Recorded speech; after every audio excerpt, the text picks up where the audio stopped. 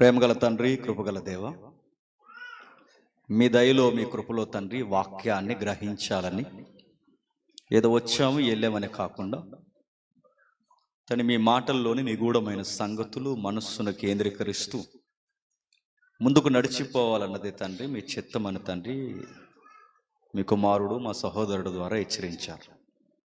మరికొన్ని సంగతులు మేము మాట్లాడడానికి సిద్ధమవుతుండగా నలిగిపోయిన జీవితాలు, ఓడిపోయిన జీవితాలు, ఎడారి జీవితాలు అన్నీ ఉండి తండ్రి పట్టింపుకి తండ్రి ఏ ప్రేమకి నోచుకోలేని తండ్రి విగత జీవితాలు, లోపాలతో నిండిపోయిన జీవితాలు, బయటికి కనబడిన తండ్రి ఎన్నో గాయాల చేత నలిగిపోయిన హృదయాలు, అలాంటి వారికి తండ్రి ఓదార్పునివ్వడానికి ఎన్నో చరిత్రతో ముడిపడిన సంగతులు మీ గ్రంథంలో నమోదు చేశారు. ఆ సంగతిని మరొకసారి మేము నెంబర్ వేచుండగా ఈ జీవవాక్యాన్ని మరొకసారి తండ్రి మా కళ్ళ ముందుకు మేము తెచ్చుకొని చుండగా మా హృదయాలన్నీ తండ్రి తెప్పరెళ్ళేలా, మా జీవితం అంతా ఒక్కసారి పులకించిపోయాలి. మరలా ఆ జీవిత చరిత్రను ఒక్కసారి మా కళ్ళ ముందుకు తీసుకొస్తారని కోరుతున్నాం. అలా చెబితే మీ బిడ్డలకు, మీ విశ్వాసులకు తండ్రి, సహోదరులకు అర్థమవుద్దో వాళ్ళకు అర్థమయ్యే రీతిలో తండ్రి నన్ను నడిపించండి. ఏ కొసాన మీ మహిమను దొంగిలించేవారుగా మేము ఉండక అన్ని విధాలుగా మమ్మల్ని మేము మరుగు చేసుకుంటూ మేము తగ్గిపోతూ మీకే మహిమను ఆరోపిస్తూ మీ బిడ్డలందరినీ తండ్రి మీ ఉనికిలో నిలబెడుతూ క్రీస్తునామని ప్రార్థన సమర్పిస్తున్నాం తండ్రి. ఆమేన్. కొన్ని గంభీరమైన సత్యాలు మరికొన్ని విందాం. బైబిల్లో చాలా వ్యక్తుల జీవితాలు నమోదు చేయబడ్డాయి. సామాన్యుల జీవితాలు నమోదు చేయబడ్డాయి, సామంతుల జీవితాలు కూడా నమోదు చేయబడ్డాయి. ఈ రెండిటి నడుమ మొదటి శతాబ్దంలో ఒక విచిత్రమైన సంఘటన చోటు చేసుకుంది. అది నమోదు చేయబడింది. నిజంగా అది చదువుతుంటే మీకు సుపరిచితమైన సందర్భం, కానీ గుండెల్ని పిండేసే సందర్భం. అది ఒకసారి చూద్దాం. అపోస్తుల కార్యములు 8వ అధ్యాయం. అపోస్తుల కార్యములు 8వ అధ్యాయం 26వ వచనం నుండి. అపోస్తుల కార్యములు 8వ అధ్యాయం 26వ వచనం నుండి. ప్రభు దూత ఫిలిప్పైన నీవు లేచి దక్షిణముగా వెళ్ళి యెరూషలేము నుండి గాజాకు పో అరణ్య మార్గమున కలుసుకొమ్మని ఫిలిప్పుతో చెప్పగా అతడు లేచి వెళ్ళును. అప్పుడు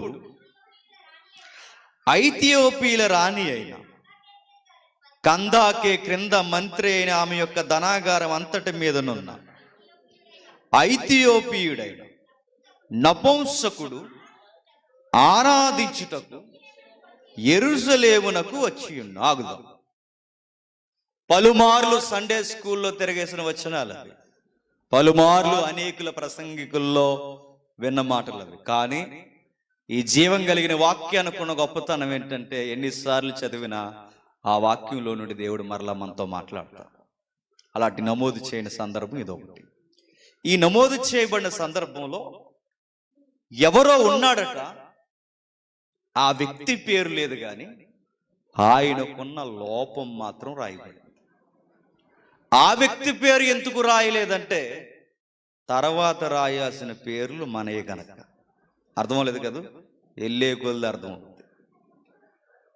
ఆ వ్యక్తి పేరు కావాలనే బైబిల్ భక్తుడు విడిచిపెట్టాడు. వాళ్ళ దేశం పేరు చెప్పాడు, ఆయన పని చేస్తున్న కేడర్ అధికారం చెప్పాడు, రాణి గారు ఎవరో, రాణి కూర్చున్న సింహాసనం పేరేంటో కూడా చెప్పేశాడు. ఆ ఊరి నుంచి ఈ ఊరికి ఏ ఊరు వెళ్తున్నాడో పూర్తిగా చెప్పాడు. ముఖ్యమైన కారణమైన ఆ కారణాన్ని కూడా వెలువరించాడు. ఆ కారణం యెరూషలేముకు వస్తున్నాడు. నా ప్రశ్న, యెరూషలేముకి ఎందుకు వస్తున్నాడు చెప్పాలి. యెరూషలేముకి ఎందుకు వస్తున్నాడు? మన భాషలో చెప్పండి, ఆదివారం భాషలో. యెరూషలేముకి ఎందుకు వస్తున్నాడు? చర్చికి వస్తున్నాడు. చర్చికి ఎక్కడి నుండి వస్తున్నాడు? 6000 కిలోమీటర్ల అవతల నుంచి వస్తున్నాడు. ఎన్ని కిలోమీటర్లు? 6000.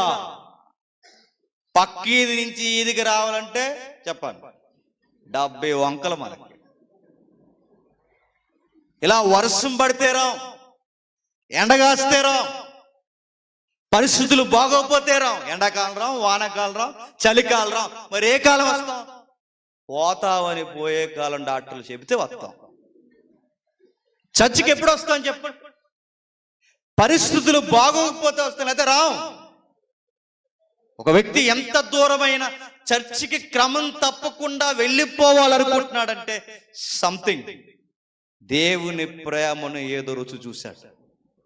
నీకు నాకంటే చర్చి లెక్కలేకపోవచ్చేమో కానీ కుదిరితే వస్తాం, కుదరకపోతే మానేస్తాం, అంత సిల్లీగా నేరోగా నువ్వు నేను తీసుకుంటామేమో. కానీ కొందరు వ్యక్తులు ఉంటారండి, వాళ్ళ జీవితాల్లో నలిగిపోయిన దెబ్బల మధ్య ఆ దేవుని అనుభవం ఎరిగిన వాళ్ళు ఎన్ని ఉన్నా చర్చి మాట్లాడు, వాళ్ళకి ఆ చర్చిలు తెలుస్తుంది. ఇప్పుడు నేను అడుగుతున్నాను, 6000 కిలోమీటర్లు, 6000 కిలోమీటర్లు అంటే ఒకవైపు 6000 కిలోమీటర్లు అంటే మళ్ళీ తిరిగి వెళితే 6000 6 12,000 కిలోమీటర్లు నువ్వు ప్రయాణం చేసి ఏం చేయడానికంటే చెప్పండి? చర్చిలో వర్షిప్ చేసి వచ్చేస్తాడు. మనల్ని వెళ్ళమంటే వెళ్తావా? 12 ఏళ్ళొద్దు కానీ చెప్పండి, 12 కిలోమీటర్లు వెళ్తావా? వెళ్ళాలి అంటే నేను మరలా చెప్తున్నాను, ఆ టేస్ట్ మనకు తెలిసిందండి పెద్ద ఆయన. నిజంగా వెళ్ళే కొడిది ఏడుపు వస్తుంది ఈ మాటలు చదువుతుంటే. 6000 కిలోమీటర్లు వెళ్ళాలి అంటే సాదాసీదాగా జరిగిపోయే ప్రయాణం కాదు. మీరు గమనించండి, ఇథియోపియా ఆఫ్రికా ఖండంలో ఉంటుంది. చీకటి సామ్రాజ్యం అంటారు. అలాంటి ఏరియాలో మహాసామ్రాజ్యం పనిచేస్తుంది. ఆ సింహాసనం పేరు చరిత్రలో ఉంది కాండాస్, దాన్నే కందాకే అన్నారు. దాని మీదకి ఎక్కిన రాజులందరూ కందాకే సింహాసనం మీద కూర్చోవాలి. ఆ సింహాసనం ఆ నల్ల జాతీయులందరికీ ఈ రోజుకి చూడండి పెట్టింది పేరు, చాలా గొప్ప పేరు. అలాంటి రాజ్యంలో ఫైనాన్షియల్ మినిస్టర్గా పనిచేస్తున్నాడు ఏంటి. ఇప్పుడు ఆ ఫైనాన్షియల్ మినిస్టర్ ఇలా 6000 కిలోమీటర్లు ప్రయాణం చేసి వచ్చి వెళ్తానంటే అంత ఈజీగా జరిగే ప్రయాణమా? నెలలు పడుతుంది. ఇప్పుడంటే కార్లు ఉన్నాయి, ఇప్పుడంటే బైకులు ఉన్నాయి, ఇప్పుడంటే ట్రైన్లు ఉన్నాయి, ఇప్పుడంటే విమానాలు ఉన్నాయి. అప్పుడేమున్నాయి? గుర్రాలు ఉన్నాయి, దూరం అయితే ఒంట్లు ఉన్నాయి, ఇంకా ఓపుకుంటే కాళ్ళు ఉన్నాయి, అంతే. అంతకు మించి ప్రయాణం చేయడానికి ఏమున్నాయి? ఏమీ లేవు. అంత దూరం ప్రయాణం చేయాలంటే రిస్క్. ఇప్పుడు ఈయన ప్రయాణం చేయడం రిస్కో కాదు తర్వాత, కానీ అసలు ఈయనకి సెలవు దొడకరమే గనకారు. ఎందుకంటే గవర్నమెంట్ అంతా ఎవరి పేరు మీద నడుస్తే చెప్పు? ఫైనాన్షియల్ మినిస్టర్ చేతిలోనే. నీ ఉప్పు ఎంతో, నీ పప్పు ఎంతో, నీ రోడ్డు మీద కొట్టించే పెట్రోల్ రేట్ ఎంతో, ప్రతి రూపాయిని నిర్ణయించేది ఎవడో తెలుసా? బడ్జెట్. Financial minister. ఈరోజు నువ్వు వేసుకునే చొక్కా, రాసుకునే సబ్బు, ప్రతి దానిని, ప్రతి రేటుని నిర్ణయించి దేశం యొక్క దళసర ఆదాయాన్ని ఎప్పటికప్పుడు లెక్కలేసి బడ్జెట్ ని కాపాడే మంత్రే ఆర్థిక శాఖ మంత్రి. ఆ మంత్రి ఒక్కసారి అలా దిగి ఒక వారం రోజులు వెళ్ళాడు అనుకోండి, గవర్నమెంట్ కదిలిపోద్ది అంతే. అది స్టేట్ అయినా సెంట్రల్ అయినా, అది రాష్ట్ర ప్రభుత్వమైన కేంద్ర ప్రభుత్వమైన, ఒక్క ఫైనాన్షియల్ మినిస్టర్ ఏమన్నా బడ్జెట్ లెక్కల్లో తేడా వచ్చిందో కుప్పకూలిపోద్ది గవర్నమెంట్ అంట. అలాంటిది ఈ వ్యక్తి, నువ్వు ఎందుకు వెళుతున్నా? అంత పనే ఉంది. దేశము, ఆర్థిక పరిస్థితులు, ఈ లావాదేవీలన్నీ వదిలేసి ఎలా అంత అవసరం ఏముందయ్యా అంటే మేడంకి అదిరిపోయే ఆన్సర్ చెప్తాడు ఆయన. అర్థం కావాలంటే ఒక ఎగ్జాంపుల్ చెప్తున్నా. ఒక మంచి రైటర్ భలే రాశాడు. ఏమన్నాడంటే, రాణి గారి దగ్గర పనిచేస్తున్నాడు. ఎక్కడ? రాణి గారి దగ్గర పనిచేస్తున్నాడంటే రాణి ఈజ్ ఏ సెలబ్రిటీ. సెలబ్రిటీలకి పుట్టినరోజులు జరిగితే ఎలా ఉంటుంది? ధూమని పోతుంది. ఇప్పుడు తెర మీద యాక్ట్ చేసే వాళ్ళు పుట్టినరోజులు జరిగితేనే మన బ్యాచ్ సొక్కాలు చెప్పేసుకుంటున్నారు. తెర మీద పుట్టినరోజు జరుగుతున్నవాడు ఆడేదో చేస్తాడు, లేదు ఇడికి 10 రూపాయలు కేక్ ఎట్టడు, కానీ ఇడి కేక్ నెత్తి మీద ఎట్టుకుని ఇక్కడ తిరుగుతుంటాడు. ఈ రోజు ఆడు పుట్టినరోజు. తెర మీద యాక్టింగ్ చేసేవాడికి పుట్టినరోజు అయితే, దేశాన్ని పాలించేవాడికి బర్త్డే అయితే, నాయకులు, సామంతులు, సామాన్యులకు ఎక్కుతుంది లేదో తెలియదు కానీ వాళ్ళ కింద పనిచేసే ప్రతి ఒక్కరూ లైన్గా విషెస్ చెప్పడానికి వెళ్తారు. మేడం గారు కూడా పుట్టినరోజులు జరుగుతాయే జరుగుతాయి. ఇది ఊహించుకోవడానికి, బాధ అర్థం చేసుకోవడానికి చెప్పిన ఎగ్జాంపుల్ మాత్రం. ఆ పుట్టినరోజు జరుగుతున్న టైంలో ఇప్పుడు నేనే మేడం అని అనుకోండి, అలా లేనని అనుకోండి, నేనే మేడం. మీరు నా ఆస్థానంలో, నా దేశంలో పనిచేస్తున్న అధిపతులు, మంత్రులు ఉన్నారు, ముఖ్యమంత్రులు ఉన్నారు, గవర్నర్స్ ఉన్నారు, సైన్యాధిపతులు ఉన్నారు, సామాన్యమైన బెటాలియన్స్ని ఫామ్ చేస్తున్న బెటాలియన్ టీం మెంబర్స్ ఉన్నారు. వీళ్ళందరూ ఉన్నప్పుడు నేను ఇక్కడ ఉన్నాను. ఏం చేస్తారు చెప్పండి? లైన్గా ఒకరు వచ్చి విషెస్ చెప్తారు. మేము కూడా డిపార్ట్మెంట్లో ఆగస్ట్ 15th కానీ ఇలాంటి స్పెషల్ డేస్ వచ్చినప్పుడు ఎస్పీకి విషెస్ చెప్పడానికి వెళ్తాం. 3 టోనోలు, 2 టోనోలు, క్రైమ్ బ్రాంచ్, ర్యాపిడ్ ఫోర్స్, ఇలా టీమ్స్కి వెళ్ళి విషెస్ చెప్పి ఒక కేక్ ఇచ్చి బొకే ఇచ్చి వస్తాం.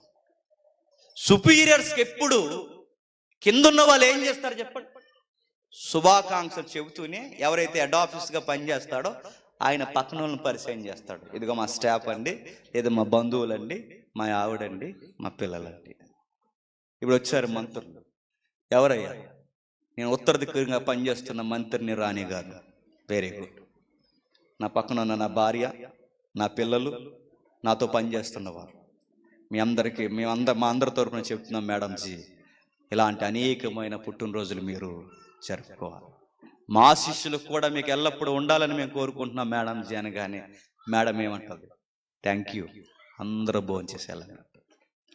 తర్వాత దక్షిణ దిక్కు నుంచి వస్తారు, ఉత్తర దిక్కు నుంచి వస్తారు, పరమడ దిక్కు నుంచి వస్తారు, ప్రతి మంత్రులు వస్తారు, లైన్గా వస్తారు. వచ్చినప్పుడు మళ్ళీ విషయం చెప్తారు. ఆయన పరిచయం చేసుకుంటాడు. మా మిస్సెస్ మేడంజీ, మా పిల్లల మేడంజీ, మా స్థానికంగా మాతో పనిచేస్తున్న వారు మేడంజీ చెప్తారు. Very good sir, thank you sir, అందరూ భోజనం చేసి వెళ్ళండి. ఇలా వస్తారు, ఇలా దిగుతారు, అలాగే వెళ్తారు. ఇలా వస్తారు, ఇలా దిగుతారు. అలా దేశం నుంచి ఎంతమంది వచ్చి ఉంటారు?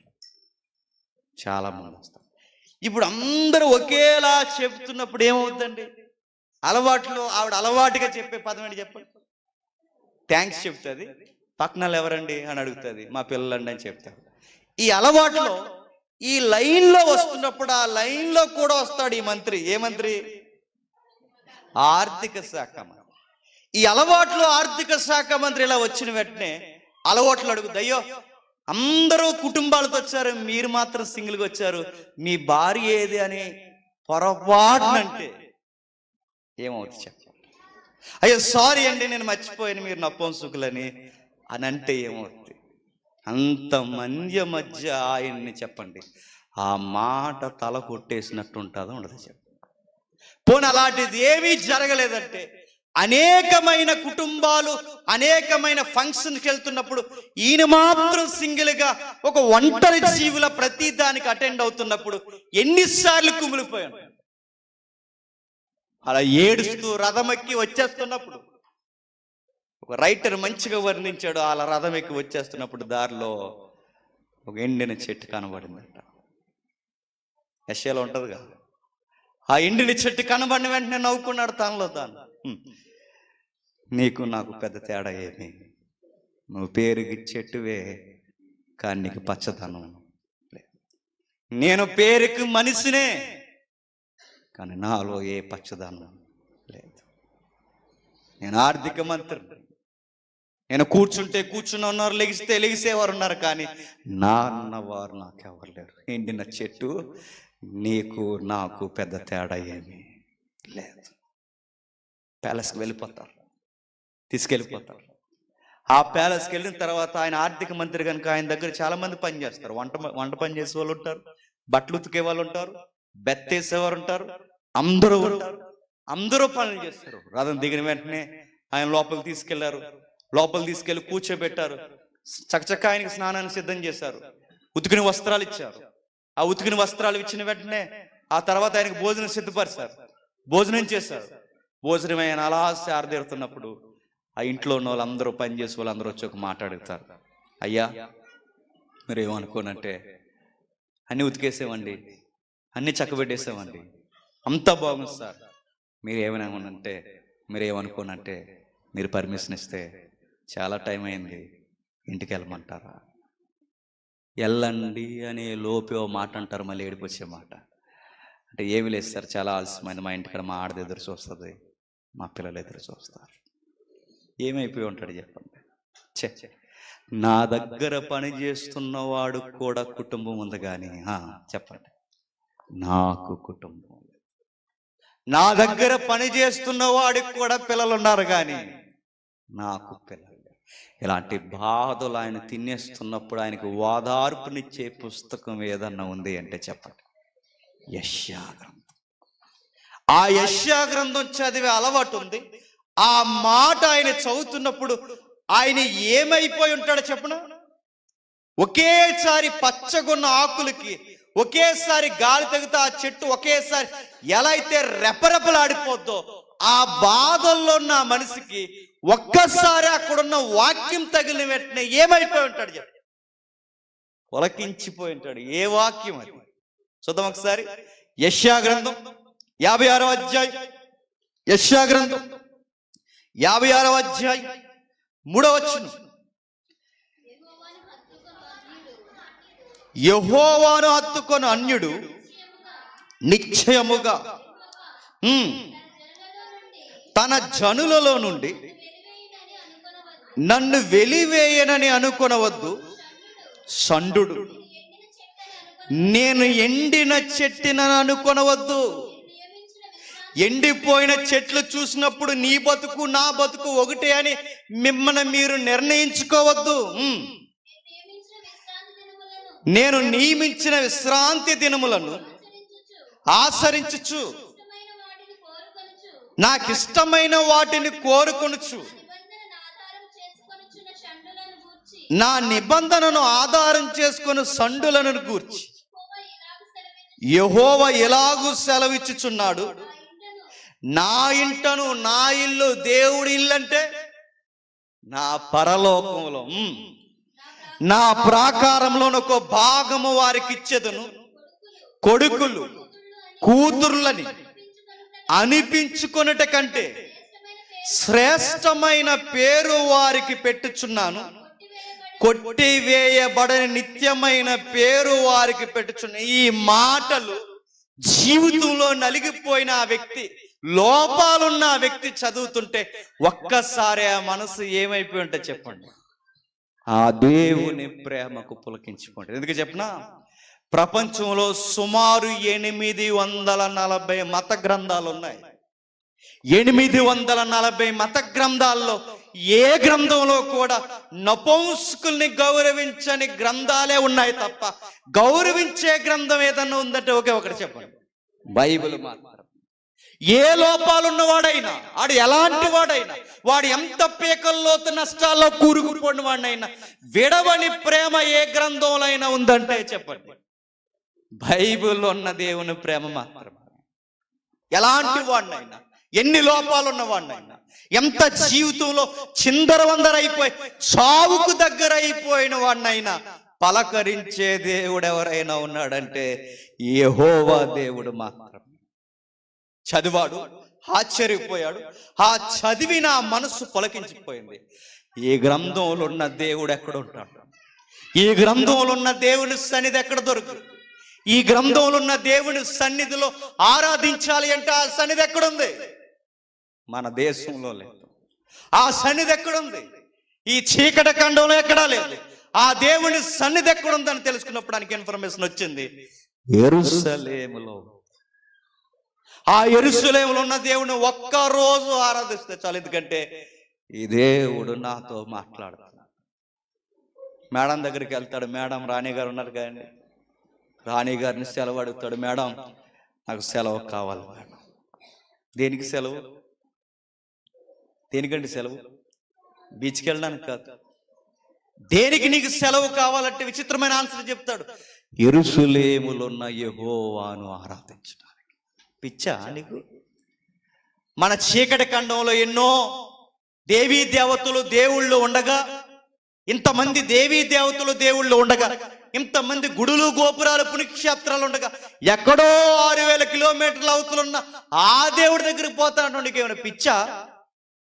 ఆ మేడం అంతే ఎలా అంటాడు. మేడం మీకు మాట చెబుతాను మేడం, నేను చాలా దేవుళ్ళని పూజించాను మేడం, చాలా దేవుళ్ళతో మాట్లాడే ప్రయత్నం చేశాను, కానీ ఒక మాట చెప్తున్నాను మేడం, నేను చాలా దేవుళ్ళతో మాట్లాడినా నాకు మాట్లాడే దేవుడు ఎక్కడా దొరకలేదు.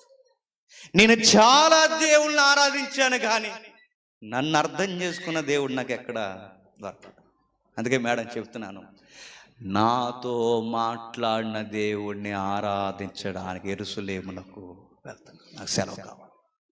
నాతో మాట్లాడుతున్న దేవుని ఆరాధించడానికి వెళ్తున్నాను. ఇదిగో ఈ వాక్యము చదువుతున్నప్పుడు మేడం అచ్చు ఒక మనిషి మాట్లాడుతున్నట్టే నాతో మాట్లాడుతున్నట్టుంది మేడం.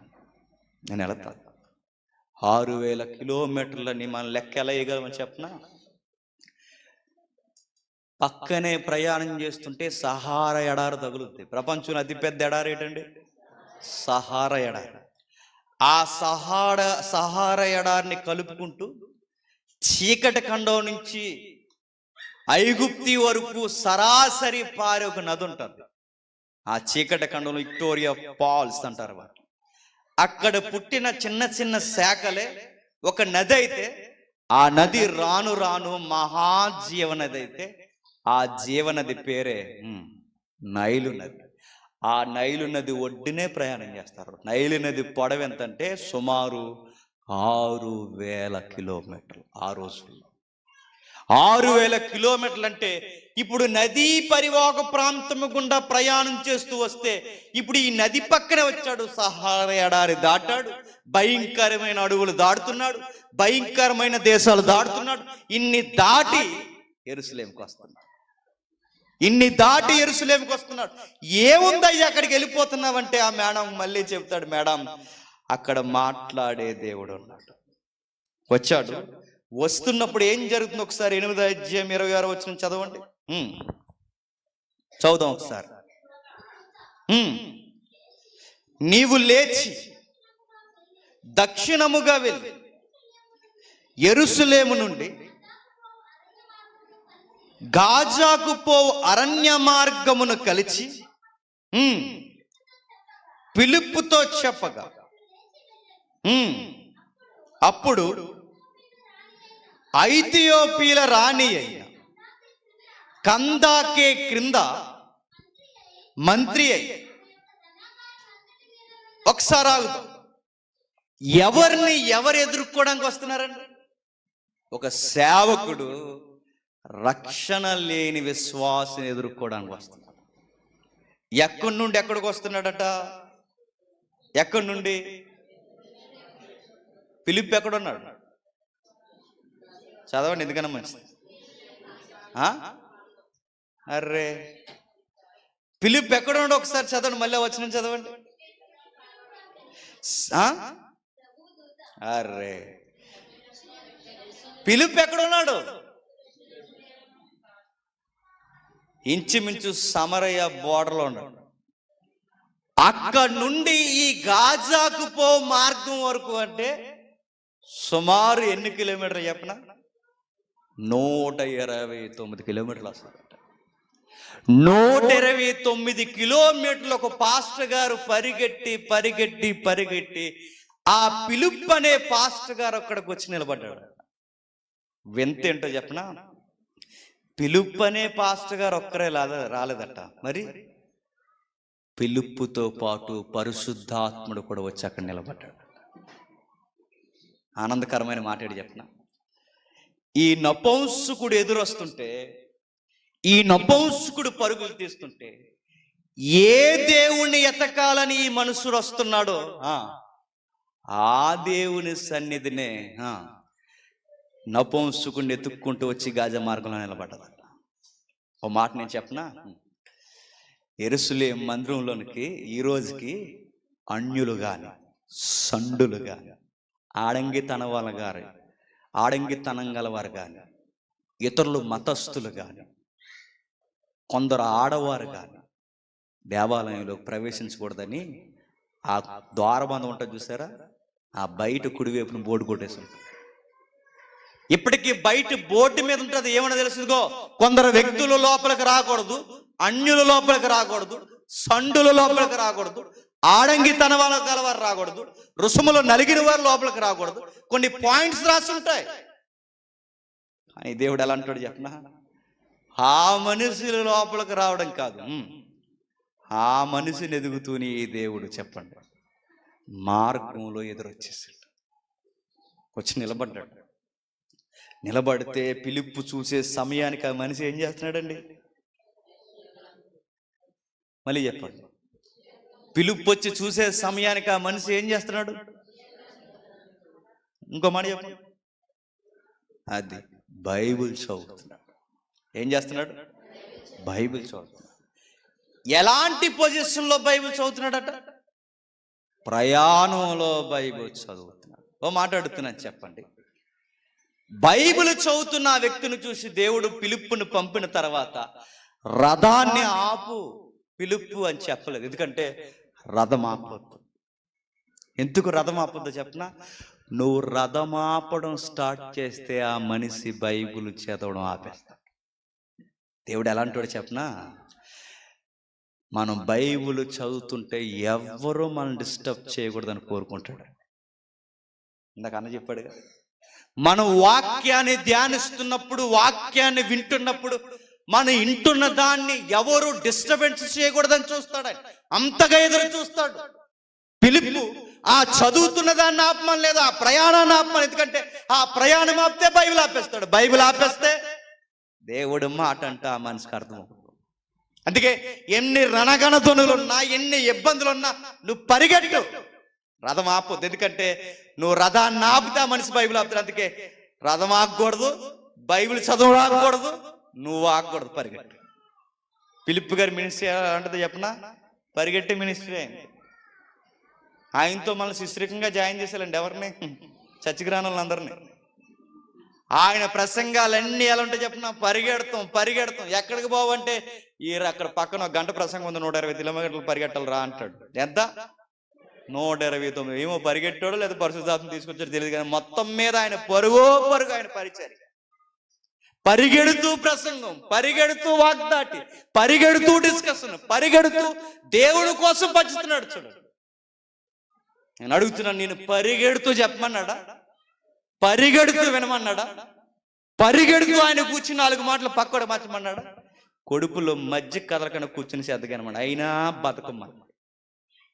పిలుపు వచ్చాడు. ఆ పిలుపు వచ్చి మాట్లాడుతుంటే పిలుపు క్వశ్చన్ అడిగాడు, సార్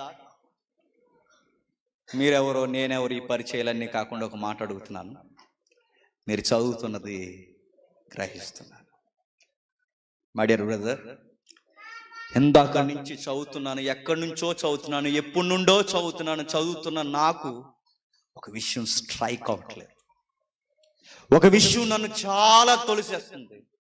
ఎవరో వ్యక్తి ఉన్నాడట, గొర్రె పిల్లల మౌనంగా ఉన్నాడట. ఆయన వధించడానికి అలా మనుషులందరూ తీసుకొచ్చేసారట, మెడ మీద కత్తి ఎత్తేసారట, ఏం మాట్లాడలేదట. బొచ్చి కదిరిస్తున్నప్పుడు గొర్రె ఎలా మౌనంగా ఉంటుందో, వదకు వచ్చినప్పుడు గొర్రె పిల్ల ఎలా మౌనంగా ఉంటుందో, అంత మౌనంగా ఈ అధ్యాయంలో ఒక వ్యక్తి కనబడుతున్నాడు బ్రదర్. ఆ వ్యక్తి ఎవరో నాకు అర్థం అవట్లేదు. ఇంత నలిగిపోయిన వ్యక్తి ఎవరండి అని అడిగాడు. ఫిలిప్ అంటాడు, ఆయన ఎవరో కాదు, నజరుడైన యేసుడు. ఆయన ఎవరో కాదు బ్రదర్, మన కొరకు ఎలాడిపోయిన దైవం మానవ రూపంలో నలిగిపోయిన యేసునాథుడు చచ్చిపోయాడు మన కోసం. అంతగా నలిగిపోయాడు బ్రదర్, చాలా నలిగిపోయాడు. అంతగా వెలివేసేశారండి, అంతగా ఆయన కొట్టేశారు, అంతగా ఉమ్మి వేశారు, చాలా దారుణంగా అవమానించారు. ఆయన మెడ మీదకి గొర్రె మీద కత్తెత్తినట్టు ఎత్తిన ఆయన మాట్లాడలేదు. ఒక్కసారి గల్లుమని ఏడ్చుంటాడని నపుంసకుడు. అయ్యో, ఇన్ని రోజులు నేనే ఒంటరి అనుకున్నాను, ఇన్ని రోజులు నావే బాధలు అనుకున్నాను, నాకంత బాధ ఎవరికీ ఉండదు అనుకున్నాను. నాకన్నా దారుణంగా నలిగిపోయిన ఒక వ్యక్తి నా కోసం చచ్చిపోయాడు అన్నప్పుడు నా మనసు ఆగట్లేదయ్యా, నాకు బాప్టిజం ఇచ్చేయి అన్నాడు. నా కోసం నలిగిపోయాడు. నాకే పెద్ద బాధలు అనుకున్నా. ఆ కలవరి గిరిలో ఆయన పడిన బాధ ముందు నా బాధలు పట్టుకెళ్ళి పెడితే అసలు నా ఈ బాధలే కాదు, నా బొంసుకుడే కాదండి, నా బాధలు ఎవరివైనా ఆ కలవరి గిరి ముందు ఒక్కసారి కొలతయ్యండి. ఆయన పడిన బాధల ముందు మనం బాధలు చెప్పండి, ఆయన పడిన అవమానాల ముందు మన అవమానాలు చెప్పండి, ఆయన ఏడ్చిన ఏడుపు ముందు అసలు మన ఏడుప చెప్పండి, ఆయన వెలివేత ముందు మన వెలివేత చెప్పండి. ఆయన పడినన్ని బాధలు ప్రపంచంలో ఎవడు పడలేదు. చూశాడు, ఆశ్చర్యపోయాడు. ఆ దేవుణ్ణి ఇంతగా పరిచయం చేసుకున్న తర్వాత ప్రాణం విలవెల్లాడిపోయింది. ఇప్పుడు నేను చెయ్యాల్సింది అంటే నీ నపుంసకత్వం కాదు మార్చాల్సింది, నీ మనస్సును మార్చే నూతన జన్మను తీసుకో. బాప్టిజం తీసుకున్నా, అయిపోయింది. మళ్ళీ తిరిగి వెళ్తాడు. తిరిగి వెళ్ళిన తర్వాత మాట్లాడి రాణిగారు అడుగుతారుగా, ఏదో మాట్లాడే దేవుడు అన్నావు మాట్లాడా? అడుగుతారు, అడగరు? చెప్పు. మాట్లాడే దేవుడు అంతన్నా 12,000 కిలోమీటర్లు ప్రయాణం చేసి వచ్చావు, మాట్లాడావంటే వాళ్ళ ఇతిహాసాల్లో ఉందండి. ఇప్పటికీ ఇలా చెప్పాడట మేడం, మాట్లాడడం కాదు మేడం, నాలాంటోడు ఆ దేవాలయంలోకి వెళ్ళకూడదని ఒక రూల్ ఉందట. నేను వెళ్ళక ముందే నన్ను ఎత్తుక్కుంటూ నా కోసమే తన సేవకుడిని పంపించి ఎదురు చూశాడు మేడం. ఆయన మాట్లాడే దేవుడే మేడం. మరొక విషయం చెప్పనా మేడం, ఆ సేవకుడు వచ్చి నాతో మాట్లాడుతున్నప్పుడు నేనేదో బాధలు అనుకున్నాను, కానీ నా కోసం వేలాడిపోయిన ఒక దైవం ఉందని నాకు చెప్పాడు మేడం. నేను పాత మనిషిని కాదు, కొత్త మనిషిని ఆయనలో జన్మిస్తున్నాను మేడం. ఇంకేం జరిగింది? నేను ఎలా మాట్లాడుతూ ఉండగా పరిశుద్ధాత్ముడు వచ్చాడు. ఆ వ్యక్తిని మరలా మా కళ్ళ ముందే అలా తీసుకువెళ్ళిపోయాడు మేడం. వాడిని చూస్తున్నప్పుడు నేను ఇప్పటికీ మర్చిపోలేని విషయాలు మేడం. అంటే మేడం అడిగిందంట, ఇతిహాసంలో ఉంది ఏమనంటే, ఎరా సేవకులారా ఇవన్నీ నిజమేనా అని చెప్పి అంటే వాళ్ళు కూడా మేడం ఇవన్నీ నిజమే. చరిత్రలో 1984 వరకు రాయబడిన మాట చెప్పిన, అప్పటి వరకు అపోస్తుల కార్యములో ఏ పదం అయితే మనం చదువుతున్నామో అదే పదం ఆ సింహాసనానికి ఉండేదట. ఆ సింహాసనం పేరు కందాకే. దాన్నే వాళ్ళ భాషలో కాండస్ అంటారు. ఆ కాండస్ కందాకే అనే పేరు మార్చి ఏలీసెల్సే అని పెట్టారు. ఏలీసెల్సే అని పెట్టడానికి ఆ పేరుకి అర్థం చెప్పిన వాళ్ళ భాషలో యోధా గోత్రపు సింహం. ఎందుకు ఆ సింహాసనానికి ఆ పేరు పెట్టారంటే మేడం చెప్పింది. ఎంతమంది దేవుళ్ళు, ఏ దేవుడు మనతో మాట్లాడలేనప్పుడు మాట్లాడే దేవుడు మనకున్నప్పుడు ఇక ఈ దేవుళ్ళు ఎందుకు? అందుకే ఈరోజు మన సింహాసనం పేరు ఈ రోజు నుంచి యోధా గోత్రపు సింహాసనం. 1984 చిట్ట చివరి ఇథియోపియా రాజు వరకు ఆ సింహాసనం పేరేంటో తెలుసా? యోధా గోత్రపు సింహాసనం. 1984 మొన్నటి వరకు ఒక 30 ఏళ్ళు వెనక్కిపోతే, లేదా ఒక 35 సంవత్సరాలు వెనక్కిపోతే ఆ 1984 వరకు ఇదిగో ఆ సింహాసనం పేరు యోధా గోత్రపు సింహాసనం. ఒక అన్యుడు, ఒక నపుంసకుడు దేవుణ్ణి అర్థం చేసుకుని అంత దూరం ప్రయాణం చేసి తిరిగి వెళ్ళిన తర్వాత ఆయన మార్చేసింది ఎవరన్నా తెలుసా? వారు ఏ సింహాసనం కింద పనిచేస్తున్నారో ఆ సింహాసనం పేరే మార్చేశారు. మాట్లాడతాను, కొన్ని ప్రశ్నలు అడుగుతానని చెప్పండి, త్వరగా ముగించుకుందాం. నపుంసకుడుకున్న తపన ద్వారా ఆ దేశాన్ని గెలుచుకున్నాడు. కానీ విషయం ఏంటి చెప్పనా?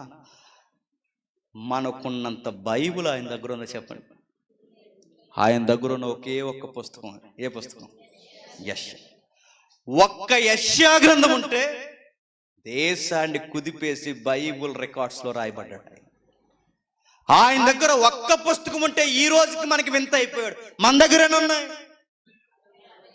65 ఉన్నాయి, ఆ ఒకటి పక్కన 65 పుస్తకాలు ఉంటే నేను చెప్తున్నాను, నేను అడుగుతున్నాను, నువ్వెవరినో కదిపోవలేదో నాకు తెలియదు, కానీ కనీసం 65 పుస్తకాలు నిన్నేమైనా కదుపుతున్నాయా?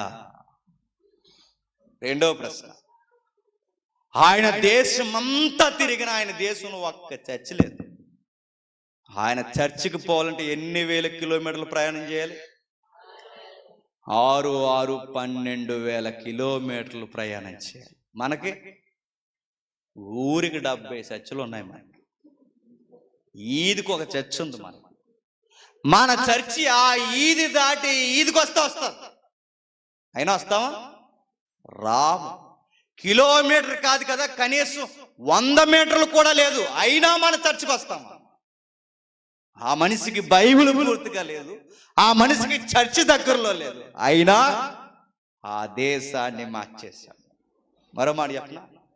యెషయా గ్రంథం ఇందాక 53 అధ్యాయంలో ఉన్న మాటలు, 56 అధ్యాయంలో ఉన్న మాటలు, ఆ మాటలు కొన్ని మాటలు చదువుతుంటే 53 అధ్యాయంలో ఉన్న వ్యక్తి ఆ వద్దకు తేబడిన గొర్రె పిల్ల ఎవరో మనకు చెప్పకపోయినా తెలుసు.